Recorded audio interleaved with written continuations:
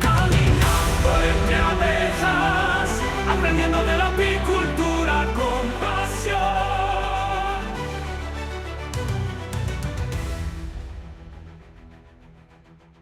Bienvenidos a este nuevo análisis en profundidad. Hoy vamos a explorar un tema que, a primera vista, parece casi poético, ¿no? El mundo de las abejas. Pero bueno, vamos a dejar un poco de lado esa imagen de postal, la de los prados llenos de flores. La fuente que tenemos entre manos, un extracto del manual Climatología Apícola, nos presenta una realidad mucho más cruda, más estratégica. Nos revela que para una abeja, el clima no es un simple telón de fondo. Es el árbitro que decide entre la vida y la muerte, entre una temporada de abundancia y el colapso total de la colmena. Totalmente. Nuestra misión hoy es meternos en la cabeza de un apicultor profesional, alguien que, según describe el texto, está casi obligado a convertirse en un meteorólogo aplicado. Esta persona no ve un paisaje y ve belleza, ve corrientes de aire, ángulos de sol y sobre todo riesgos ocultos. Es, en fin, una lección de pura estrategia. Exacto. El texto es tajante en este punto, vamos. Dice que la climatología es el factor ambiental más determinante para la colmena. Fíjate, incluso más que la flora disponible, lo cual ya de por sí es sorprendente. Hoy vamos a analizar 5 variables, que son, digamos, el tablero de juego de ese apicultor. Los vientos dominantes, la altitud, los respaldos, las umbrías y las solanas. Y como bien dices, esto no es solo una curiosidad para amantes de la naturaleza. Es un caso de estudio fascinante sobre cómo un microclima, un detalle casi invisible, puede determinar la viabilidad de toda una explotación. De acuerdo, pues. Vamos a desgranar esto. Empecemos por lo que la fuente llama el enemigo invisible. El viento. A ver, todos sabemos lo molesto que es un día de viento, pero para un insecto que pesa miligramos es una barrera física, un muro. Claro. Es un muro invisible. El texto, además, aporta datos que son demoledores. Habla de que con rachas de 25 o 30 kilómetros por hora, la actividad de las abejas ya cae en picado. Y si supera los 40, se para, del todo. Se detiene por completo. La colmena, vamos, echa el cierre. Y es un cierre con consecuencias. Consecuencias inmediatas y acumulativas. Cada hora que no vuelan es una hora sin néctar. Menos reservas. Además, el simple hecho de intentar volar con ese viento les provoca un estrés fisiológico brutal. Consumen muchísima más energía. Una energía desproporcionada. Y por si fuera poco, está el problema de la temperatura de la cría, que tiene que estar a unos 35 grados. Un viento frío que se cuele en la colmena puede enfriar el nido y matar a las larvas. Es como si nos dejáramos la puerta de casa abierta en pleno enero. Exactamente, esa es la analogía. De hecho, el texto va más allá y clasifica los vientos. El viento seco, por ejemplo, no solo deshidrata a las abejas, sino también a las flores, que dejan de producir néctar. El viento húmedo y frío es el caldo de cultivo perfecto para hongos y enfermedades como la nosema. Y un viento constante, aunque sea suave, que pegue en la entrada de la colmena, la piquera, es una tortura. Vale, esto nos lleva a la parte práctica, al trabajo de detective. ¿Cómo sabe un apicultor, antes de mover cientos de colmenas a un sitio nuevo, cuáles son los vientos dominantes de ese valle concreto? Porque claro, una cosa es la previsión del tiempo en la tele y otra la realidad a ras de suelo. Esa es la clave. Y aquí la fuente se pone muy, muy interesante, porque reivindica el conocimiento ancestral. La recomendación principal es sorprendente en la era digital. Preguntar a agricultores y ganaderos locales. Y el texto subraya que su conocimiento es, y cito, más fiable que Internet. Me encanta eso. O sea, mejor fiarse de un paisano con boina que de la última aplicación meteorológica. En este contexto, absolutamente.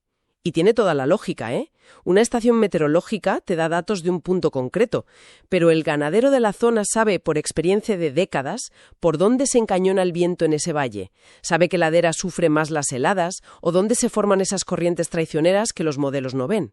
El texto también sugiere observar la inclinación de los árboles, que son como veletas naturales. Claro. O fijarse en dónde se acumula la nieve o el polvo.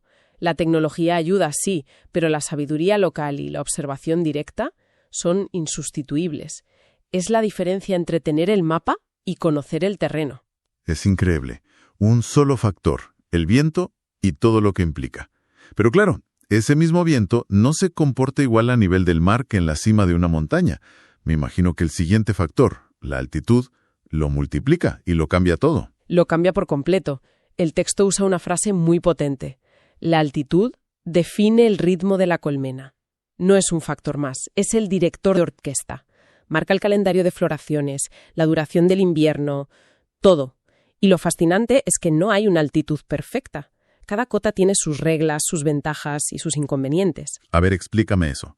Pongamos un ejemplo. La costa, de 0 a 300 metros. A priori suena ideal, ¿no? Clima suave, muchas flores. Parece el paraíso apícola. Tienes inviernos cortos, floraciones larguísimas que pueden empezar en febrero y terminar en octubre. Eso permite cosechas muy abundantes. Pero tiene sus contrapartidas. La primera es la competencia. Hay muchísimos otros insectos. Y la segunda y más grave es la presión de la agricultura intensiva. El riesgo de que tus abejas se vean afectadas por pesticidas es mucho mayor en valles bajos que en la montaña. Entendido. Y si nos vamos al otro extremo, a la montaña, por encima de los 700 o incluso 1000 metros. Ahí el escenario es el opuesto. Entre 700 y 1200 metros el texto habla de mieles de un valor altísimo. Mieles monoflorales de brezo, de castaño, de flora de alta montaña. Son muy aromáticas, muy especiales, pero la ventana de oportunidad es diminuta. La floración puede durar apenas 3 o 4 semanas. O sea, un ciclo corto y explosivo. Exacto. Necesitas que tus colmenas estén increíblemente fuertes en el momento justo. Si te equivocas en el manejo una semana, has perdido toda la temporada. O sea que el apicultor de costa es casi un gestor de grandes volúmenes y el de alta montaña es más bien un artesano de un producto gourmet con un riesgo altísimo. Podría ser una buena analogía. Y si subes por encima de los 1200 metros, el riesgo se dispara. El valor ecológico de esas mieles es inmenso, sin contaminación, pero te enfrentas a inviernos de 6 o 7 meses. Si la colmena no ha acumulado unas reservas gigantescas, no sobrevive. La altitud, por tanto, no es solo un número, es un modelo de negocio. Determina qué miel produces, qué riesgos asumes y qué pericia necesitas. Esto desmonta por completo la idea de que la apicultura es una receta universal. El texto lo dice de forma muy contundente.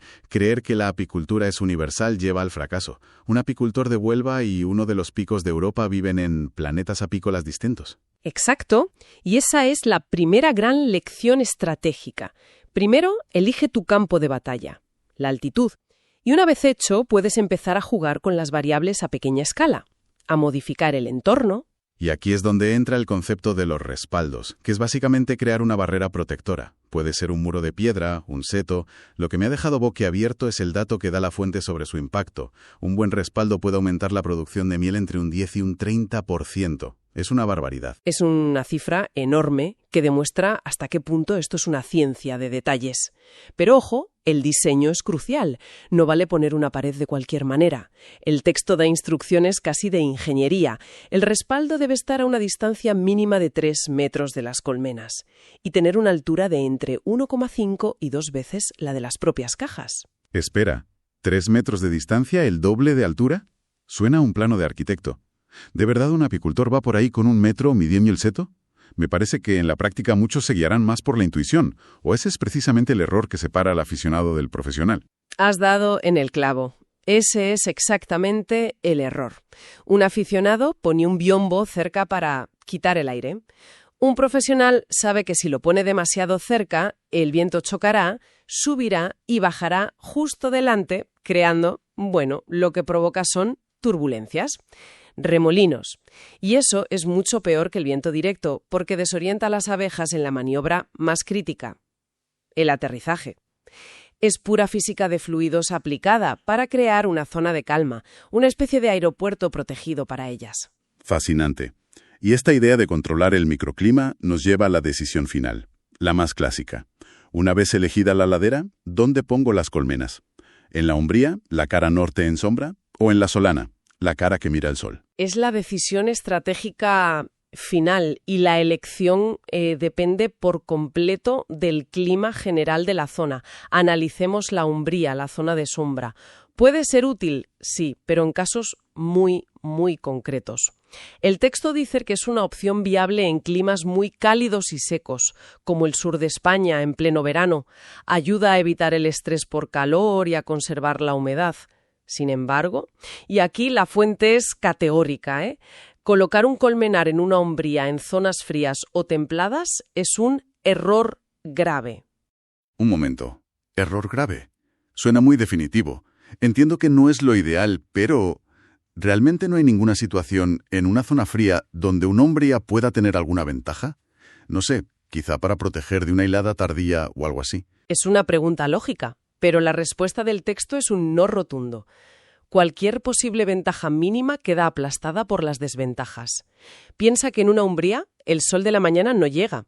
La colmena tarda horas en calentarse y activarse. Eso significa, día tras día, menos horas de vuelo y, por tanto, menos recolección.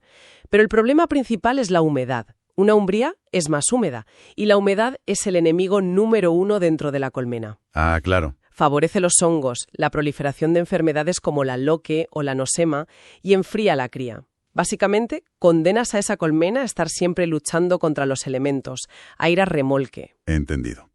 Queda claro que, salvo excepciones muy concretas de calor extremo, la opción ganadora por defecto es la solana. Sin ninguna duda, el texto lista los beneficios y son abrumadores. Más horas de vuelo, calentamiento más rápido por la mañana, desarrollo de la cría más vigoroso y, crucialmente, menos humedad interna. Lo resume en una frase que es a la vez poética y científicamente precisa. La abeja es un insecto solar. ¿Un insecto solar? Me gusta. Necesita la radiación solar para activarse y para mantener la colmena sana. O sea que esto va mucho más allá de conseguir un poco más de miel. Una buena orientación en solana te puede ahorrar una fortuna en tratamientos sanitarios y en alimentación artificial. El impacto en la rentabilidad debe ser brutal. Exacto. Acorta el periodo de necesidad de alimentación invernal porque la colmena arranca antes en primavera. Se hace autosuficiente mucho más rápido. Ahora bien, la solana perfecta tampoco existe. Con veranos cada vez más extremos, una exposición total al sol del mediodía puede provocar golpes de calor. Una solana con sombra parcial controlada. ¿Qué significa esto? Pues colocar las colmenas de forma que reciban todo el sol de la mañana, que es el más importante para activarlas, pero que tengan algo de protección en las horas centrales del día en verano. La sombra de árboles de hoja caduca es ideal, porque protegen en verano, pero dejan pasar el sol en primavera. Se trata de maximizar los beneficios del sol, minimizando sus riesgos. Nunca una sombra permanente, siempre una sombra estratégica. Después de este análisis, queda meridianamente claro que la apicultura profesional es una ciencia de la observación. El apicultor no elige un terreno por ser bonito, sino porque funciona. No busca un lugar perfecto que no existe, sino que interpreta el paisaje para encontrar el microclima más favorable. Y la conclusión que extrae la fuente es muy potente. Diferencia al apicultor que coloca cajas, que es el que las deja en cualquier sitio, del apicultor que construye futuro, que es el que analiza, planifica y elige el emplazamiento con un criterio casi científico. Afirma que la herramienta más importante de un apicultor no es el ahumador ni la espátula, sino su capacidad para leer el paisaje. Y lo resume en dos frases que son el corazón de todo el análisis. Donde el sol llega, la colmena prospera. Donde el viento castiga, la colmena sobrevive. Sobrevivir o prosperar. La diferencia está en una decisión. Pero, claro, todo este conocimiento, toda esta estrategia, se basa en un clima que, con sus variaciones, sigue ciertos patrones. El texto menciona de pasada que hay que adaptarse a escenarios cada vez más variables debido al cambio climático. Con todo lo que estamos viendo, ¿siguen siendo válidas estas reglas de oro? Temporada.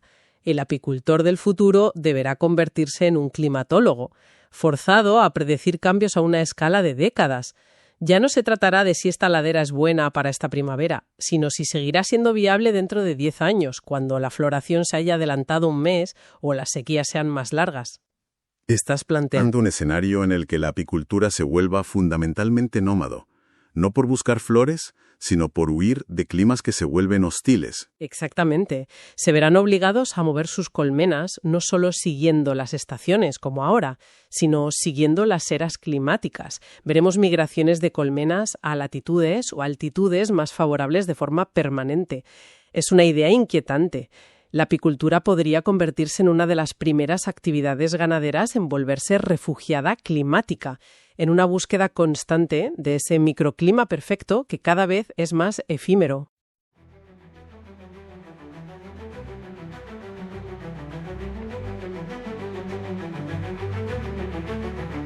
Caminando entre abejas, aprendiendo de la apicultura con